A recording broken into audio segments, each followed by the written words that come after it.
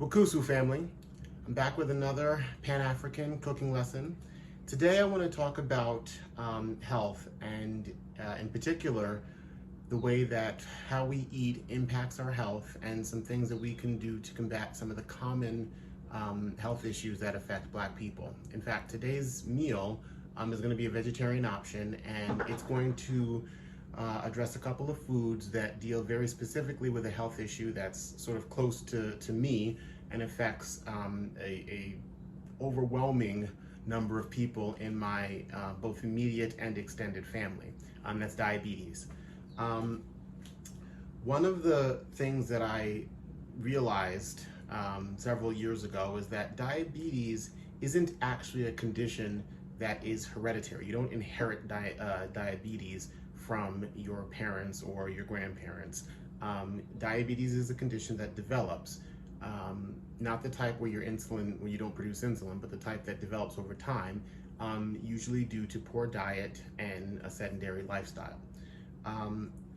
One of the best ways to deal with diabetes, irrespective of the kind that you have, but particularly if you're not insulin dependent, is to manage your diet and to have calories and foods come from as many plant-based sources as possible.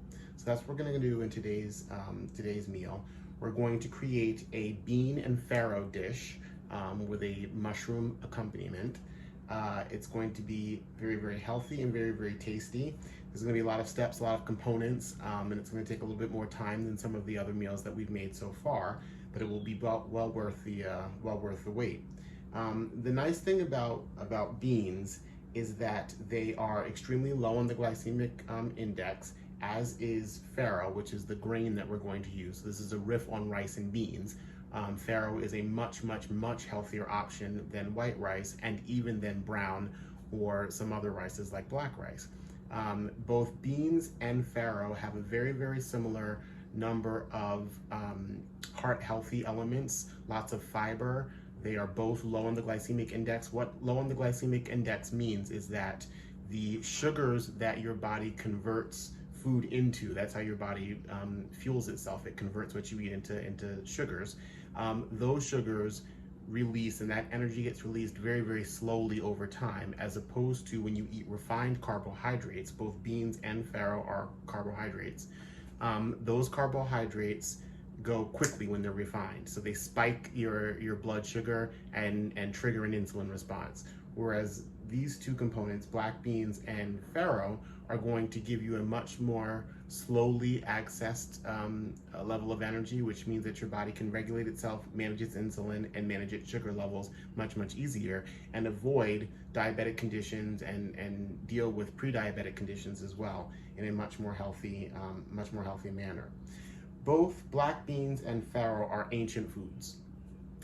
Black beans are mostly native to the Americas.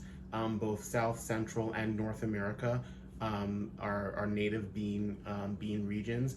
Farro is actually an ancient grain that comes from Africa. It's what we consider today to be Egypt or Kemet or Nubia, that region in the upper part of Africa is where farro originates. But Africa also had beans. There's, in Egyptian pharaohs' tombs, they found beans that were placed with the ancient pharaohs as well. So beans are a pretty universal food in all regions of the world. Black beans in particular are native to the Americas. They have a lot of superfood qualities, lots of amino acids, phosphates, and magnesium. So they're really good foods for everyone to be adding to their diet, particularly people who are at risk for things like hypertension and diabetes because of formerly bad diets or less active lifestyles, but also to avoid those kinds of diets. The other nice thing about beans in particular, but beans and grains, is that when you're in the grocery store, those are amongst the least expensive things that you can purchase. And they go a long way. As we're going to see in this meal, we're going to produce a lot of beans. We're going to need to use some of it for the meal that we're eating. And the beans that I'm going to make here will actually be able to provide meal components for the rest of the week.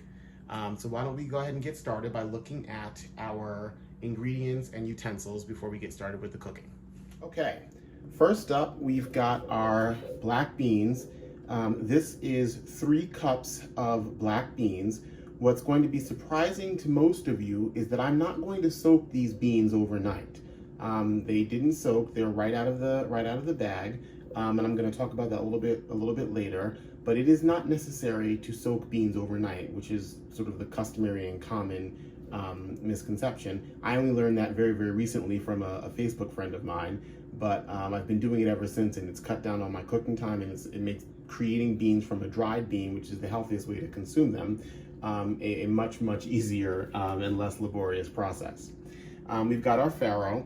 Farro, while it is a much healthier option than rice, it has an identical cooking process. So right here we've got 1 cup of farro, and it's going to be cooked in 2 cups of water, of liquid. So it's going to be a 2-to-1 ratio, liquid to grain.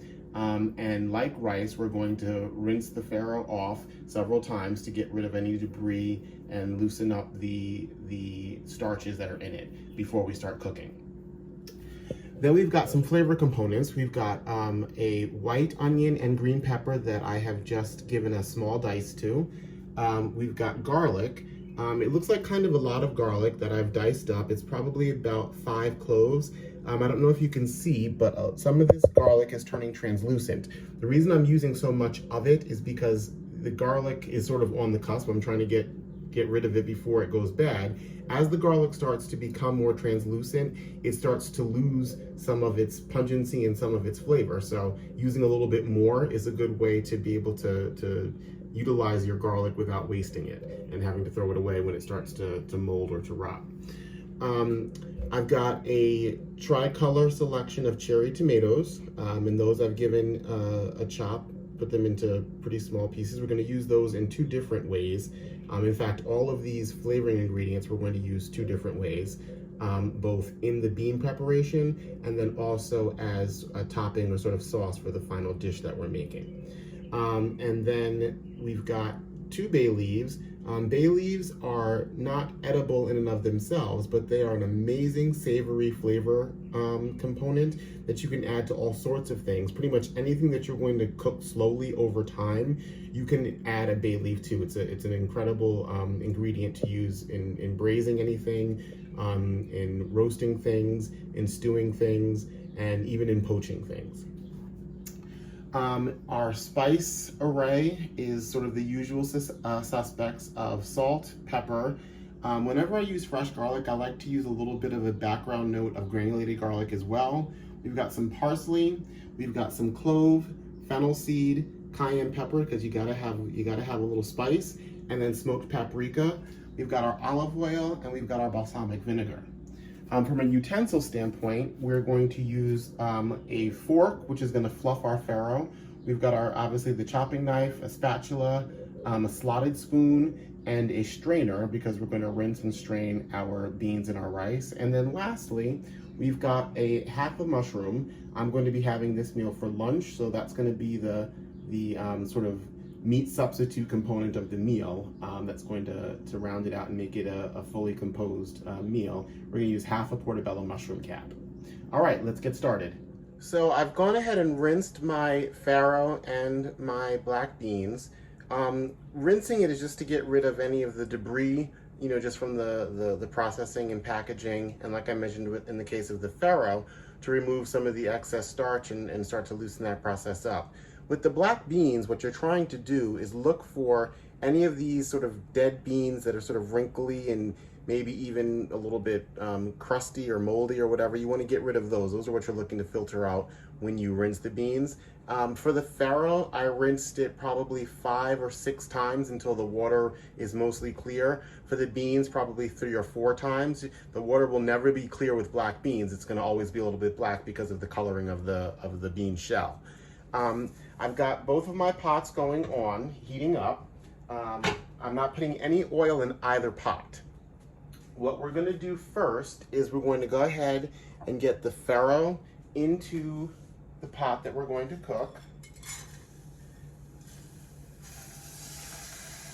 You hear that little sizzle? That's the water from the rinse meeting the hot pan. That's good, that's what you want, because the first step in cooking a grain, be it rice or be it farro, is to get it toasted. So the first thing I'm going to do is I'm going to dry out all the water that I had put in it, and I want to get it toasted. What that's going to do is it's going to release some of the oils in the shell of the grain and sort of toast it up and give it sort of a nutty background note when I cook it before I add in my liquid measures. I'm not going to add the black beans into the hot pot. The first thing I'm going to do is start building my flavor. With black beans, or any bean actually, the important thing is to build the flavor profile that you're trying to create. And there are a million different ways to flavor beans, and I will do another video sort of exclusively on what you can do with beans. But in this case, we're going to start building in our flavor components.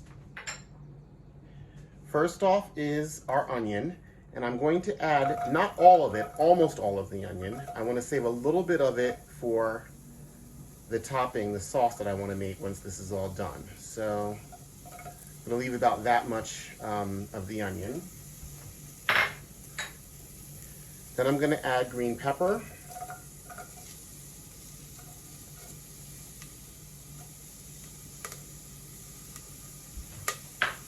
I'm going to skip the garlic because the garlic will burn the easiest. I'm going to add some of the tomatoes. The reason I'm adding tomatoes is because it will add sweetness and a little bit of an acidic note, sort of a fruity note to the background of the bean dish.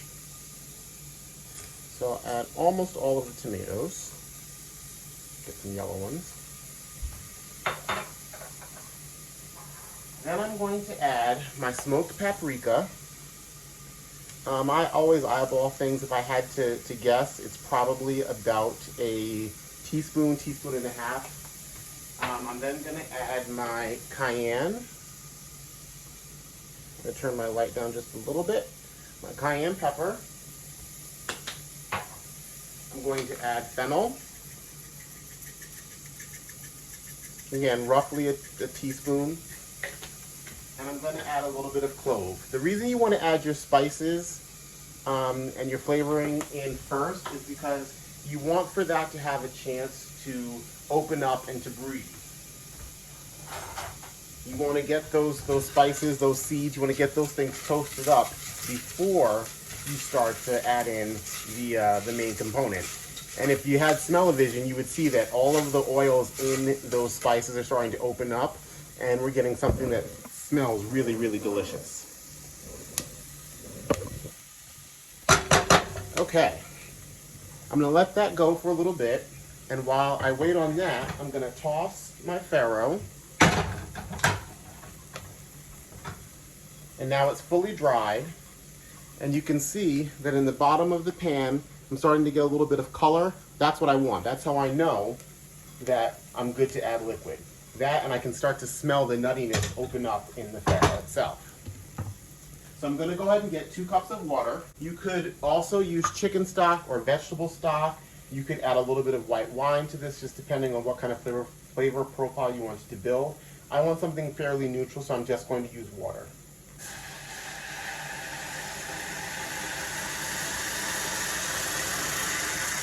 And that sizzle is why you don't have to worry about any of the color that you developed on the bottom. That's sort of deglazing any of the pieces of farro that might have stuck while you were toasting it.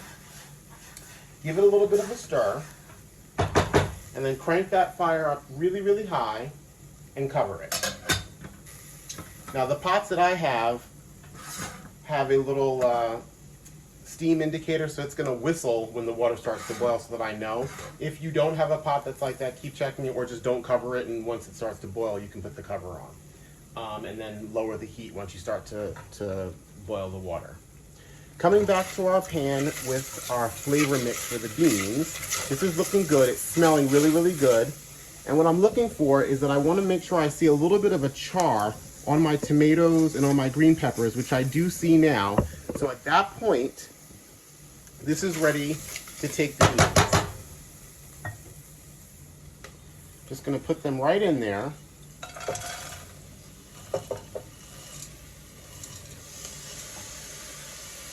And you'll hear that sizzling. Again, that's the rinsed water deglazing the bottom of the pan. I'm going to stir that. And in a similar fashion to the farro, I'm not going to add the liquid in. I'm going to go ahead and let these beans toast just slightly. What that's going to do is it's going to start to puncture the outer skin of the bean. It'll wrinkle up a little bit and release some of the oils, and that gives you a more flavorful end product. Now that I've got the beans in there, I'm going to go ahead and add a little black pepper, which is not a seasoning that I generally toast. I'm just going to add probably a palmful of black pepper. I'm going to go ahead and add the fresh garlic, because if I had added it before, it would have burned. And I don't really need to release any of the oils on it, because like I mentioned before, this garlic was going to turn in another day or two, so it's turned translucent and is already released a lot of its pungency. So I'm just going to go ahead and add maybe 2/3 of the amount of garlic that I had going. If I was using super fresh garlic, then I would go ahead and add it in as the last step of the flavor building before I added the beans. I don't know if you can hear it, but my pot is now boiling, so I'm going to go ahead and turn the fire all the way to low and let it simmer. I'm going to give my beans a stir.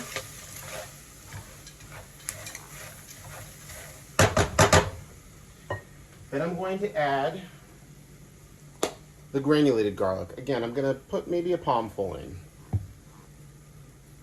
Granulated and fresh garlic have two different tastes, two different flavor profiles, so it's nice to have both of those when you're building a garlic flavor into your dish. I actually put a little bit more in my palm, so I'm just going to add it to the fresh garlic because we will use it for the mushrooms later on.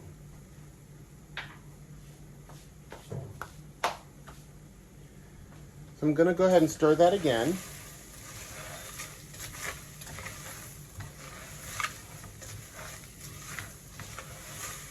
This is smelling really good.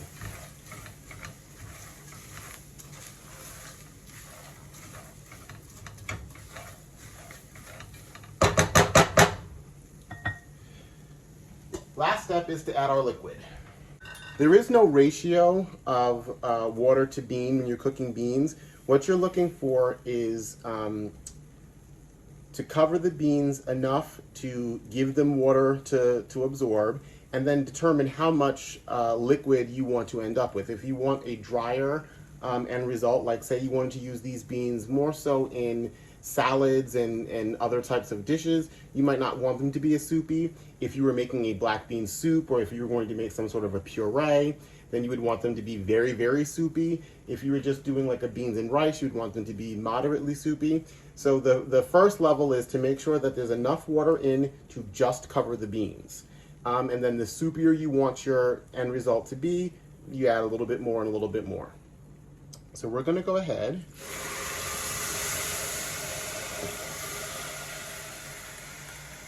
and that looks good to me. So our beans are just covered.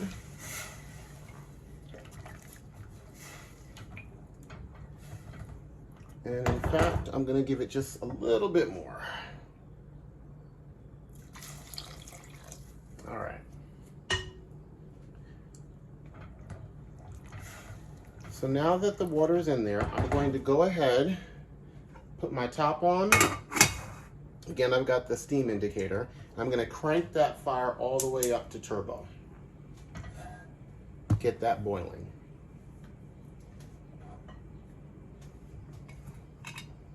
Once this starts boiling, then similar to the rice, I'm going to go ahead and turn the heat down to a simmer.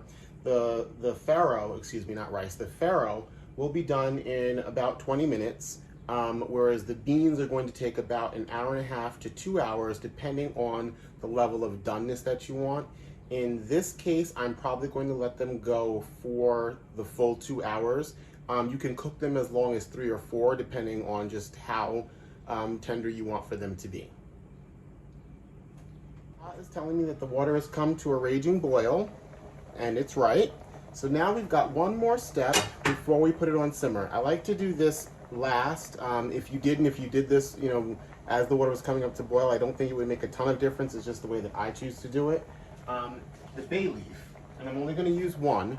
I'd like to drop the bay leaf into a raging pot of water. I think that it just releases the oils and stuff from the bay leaf better than if it sits and comes up to temperature. I think it makes the bay leaf a little bit more bitter, but that could just be my imagination. We're going to drop that bay leaf in. We will remember to remove the bay leaf once we're done, because you don't want to serve it with the bay leaf in. So we're going to go ahead and cover that pot back up, and I'm going to move the pot back to my simmering flame, just because I want to leave this particular burner open to cook something else while I wait on this dish to be finished. So we'll turn that down, make sure it's at a low simmer. And now we wait. In order for the meal to feel fully composed and to bring everything together, we're going to need a sauce, something to top the meal with that will tie all three components, the farro, the beans, and the mushroom that we're going to cook a little later together. So while we've got the other things going, now's a good time for us to go ahead and pull together a very, very quick pan sauce that we're going to let simmer and sit for the entire cooking time, which will help the flavor enrichen and enhance. So the first thing I'm going to do is go ahead and get my light on. I'm going to turn it down relatively low, sort of medium low. And the first thing I'm going to add are my onions that were left over from the beans. Get those in the pan. And then I'm going to add some green pepper. I'm not going to add all of the green pepper. I'm just going to use maybe 2/3 or so of the remaining green pepper. And I'm going to set that aside. I'm going to add the rest of the tomatoes, making sure that I get their juices in there. And then I'm going to go ahead and add the garlic, both the garlic powder and the fresh garlic that were left over.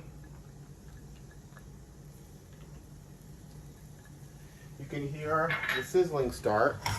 You'll notice that I didn't add oil to the pan, which is fine. I just want to let the onions sweat a little bit. I like to not always start with oil because the vegetables coming in contact with the hot pan helps to add a little bit of a char. Not outside grilling, but it's still nice to have a little bit of a charred flavor going on.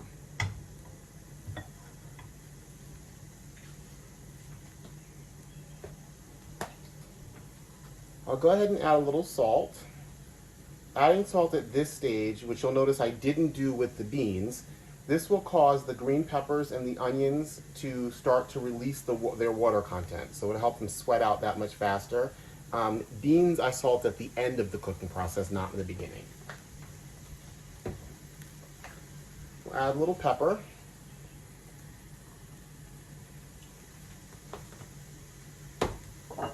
And we'll add a little balsamic vinegar. You want to be careful with the amount of salt that you use because balsamic vinegar is also a salty product. There's sodium in it, so you want to be careful with that. So add a couple tablespoons of balsamic vinegar. And then lastly, we'll add a little oil. So we're essentially making a vinaigrette, just warmed up. Actually, I'm going to add a little bit of smoked paprika because why not?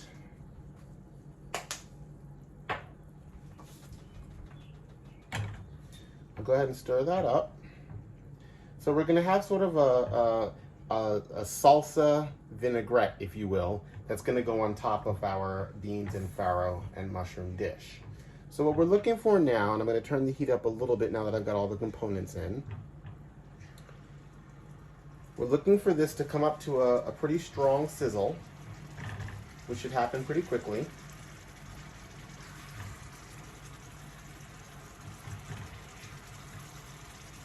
Beautiful.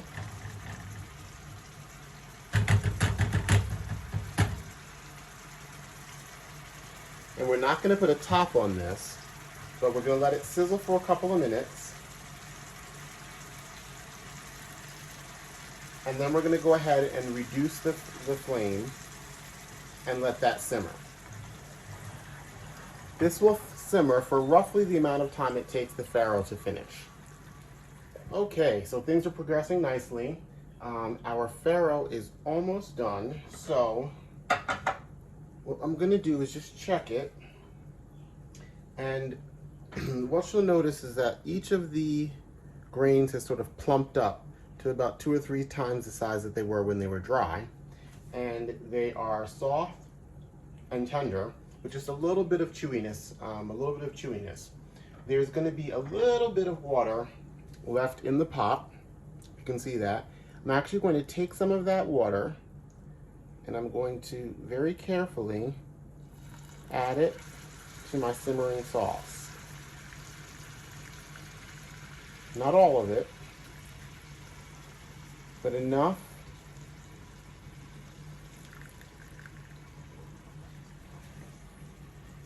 so that the starchy liquid can fortify and build up the sauce and take it from just a vinaigrette to something much more sauce-like.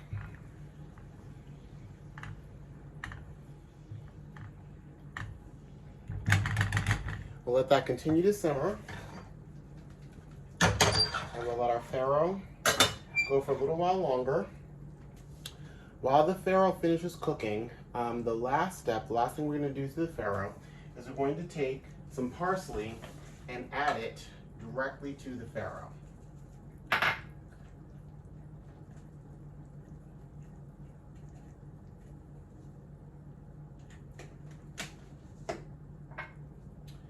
Because this is a savory dish for lunch, or it could be for dinner, I'm going to go ahead and add parsley. If I were having this farro in the morning, which you can, farro is an excellent substitute for things like oatmeal. It's got way more fiber than almost any other grain, including quinoa and oatmeal. But in this case, I'm going to go ahead and add parsley, which I wouldn't really associate with breakfast. I'm going to go ahead and add parsley to the farro.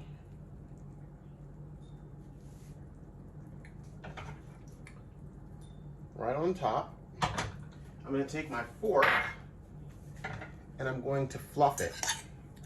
The reason I didn't take all the liquid out is because I want a little bit of moisture in there just to rehydrate the parsley, because I'm using dried. If I were using fresh parsley, it wouldn't be as big of an issue. But I want to just give just the tiniest bit of moisture so that the parsley has something to rehydrate to and combine nicely with the farro. You want to use a fork similar to when you're cooking rice so that you can fluff it and not mash it down. You want each of the grains of the farro to sort of stand for themselves and not be mushy. In a breakfast preparation, you might use a little bit more water and go for a little bit more mushy of a consistency that more closely approximates an oatmeal.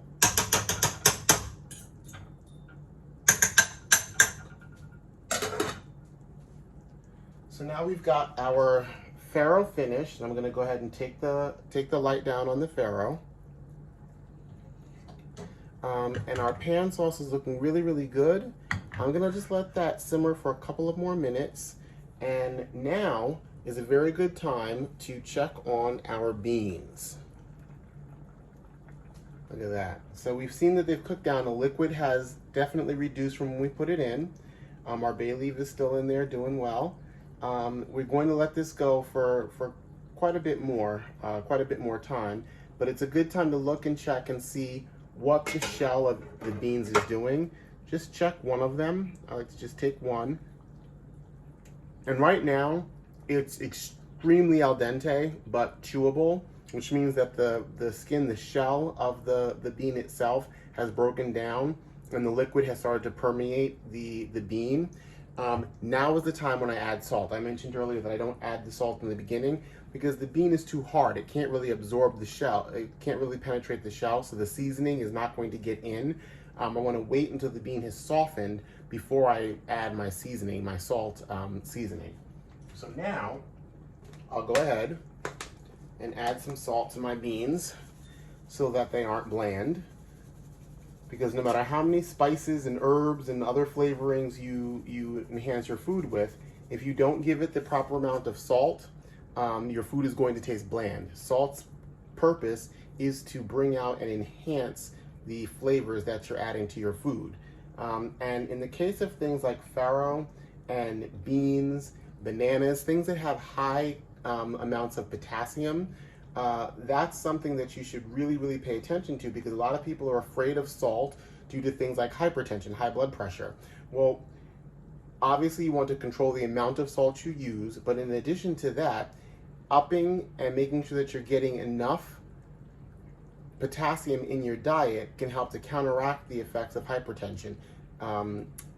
Sodium is counteracted by the potassium in foods. So those two things should both be components of your diet. You don't have to give up flavor and seasoning to remain healthy. You can use moderate amounts of salt and make sure that you're getting high amounts of potassium so that you can offset that. We're going to go ahead and give this a stir.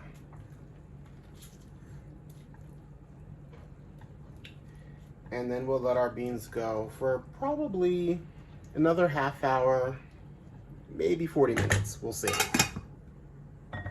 So our beans are almost ready. They've probably got maybe another 5 minutes to go.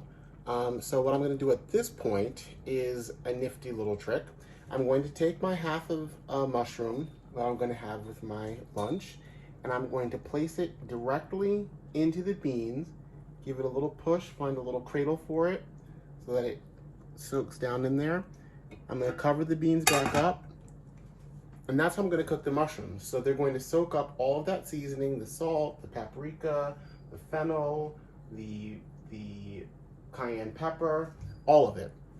And when the beans are done, then my meal will be complete and we'll plate. So the beans are done. I have transitioned them into the bowl that I'm going to store them in when I've finished serving the part that I'm using. We're going to go ahead and remove the bay leaf. It's done its job. We don't need it anymore. I'll discard that. And now we are ready to plate our meal.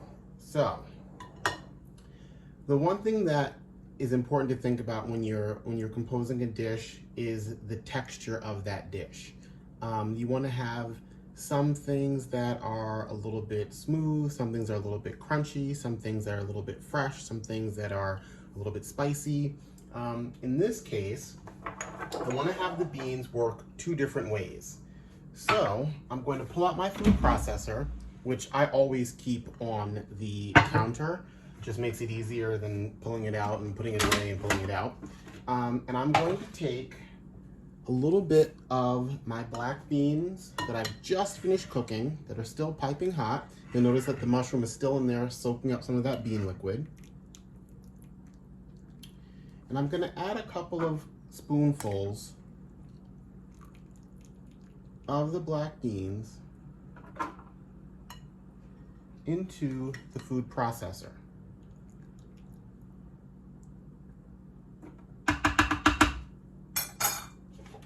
I'm going to go ahead and close it, and I'm going to turn it on.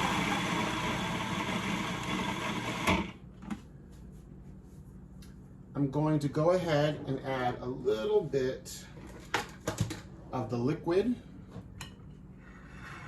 from the black beans. Remember, we reserved liquid. So I'm going to turn it on and add in a little liquid. And then I'm going to take some of the oil from the sauce that we made.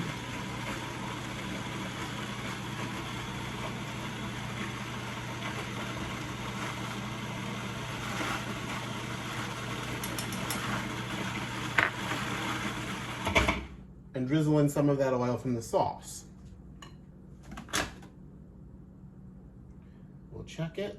We'll let it go a little bit more. We'll give it a little bit more liquid.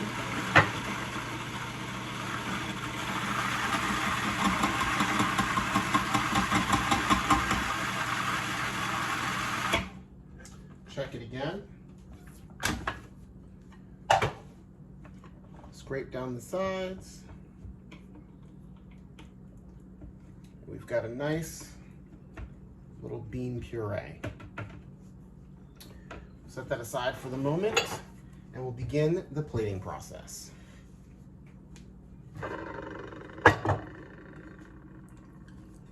So first things first, I've taken the farro that I've mixed with parsley, and I'm going to put that on first. Typically, I like to put it in either a measuring cup or a condiment container, just something to give it a nice round dome-like shape. You can use square shapes, just anything that will compact the grain and just make it more attractive for plating. Making your rice or whatever grain you're serving into a uniform shape is one of the ways to sort of very easily elevate your meals and make them feel fancier than they might otherwise be. Go ahead and turn the plate upside down. So now, as you can see, I've got the rice on my plate. I can look at the plate and decide where I want to position it. If I'm happy with where it is, do I like it like that? Sure, that looks good to me. I'll go ahead and take that off, and now I've got a nicely plated piece of rice. The next step is for me to add some black beans. So I'm going to go ahead and take my slotted spoon, because I don't want to get too much bean liquid. And I will go ahead and just casually drop black beans over the rice. Over the farro, excuse me. Again, sort of giving a riff on beans and rice. I kind of want it to be in a little bit of a line.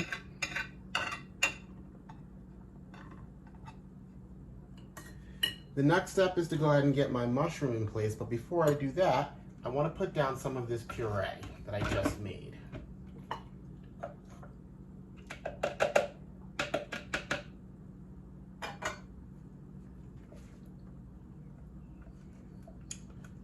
So we will scoop some of that out,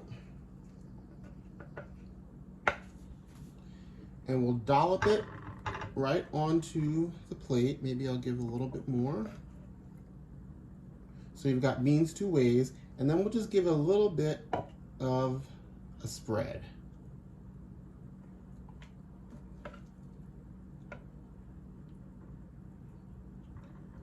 What we're doing here is we are giving a bed for the mushroom component of our dish, which I will lay sort of perpendicular to the direction I laid the spread in. Then, to bring those two things together, I'm going to just spoon on some of the sauce that we made onto both components.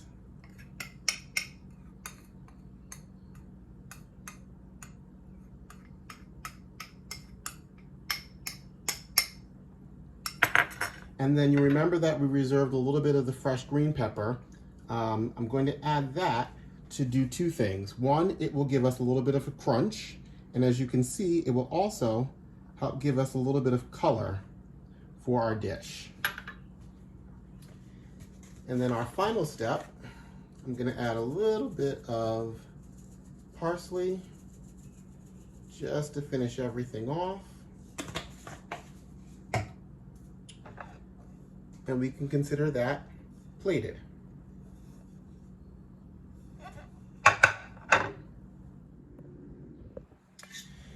So, now that we've composed our meal, the only thing left to do is to go ahead and give it a taste.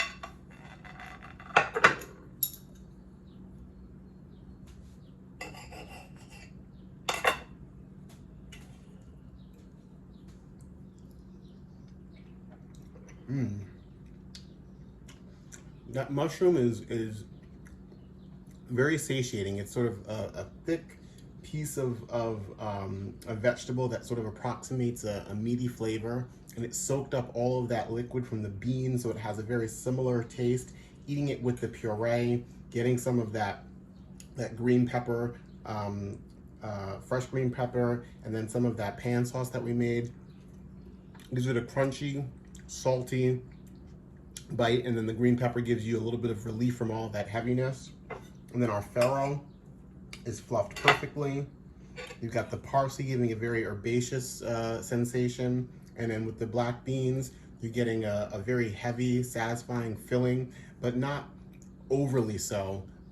sensation when you eat it, and you feel satisfied. It feels like a very substantial meal, but you're actually not consuming all that many calories. The saltiness of that sauce is perfect because the farro itself is really, really nutty, but we didn't really do very much seasoning to it at all.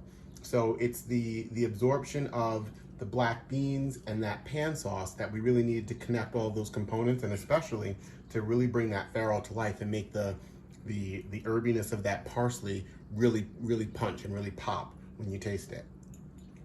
The black beans are really, really tender but firm. They're not mushy. They can stand up to the nuttiness and the chewiness of the farro.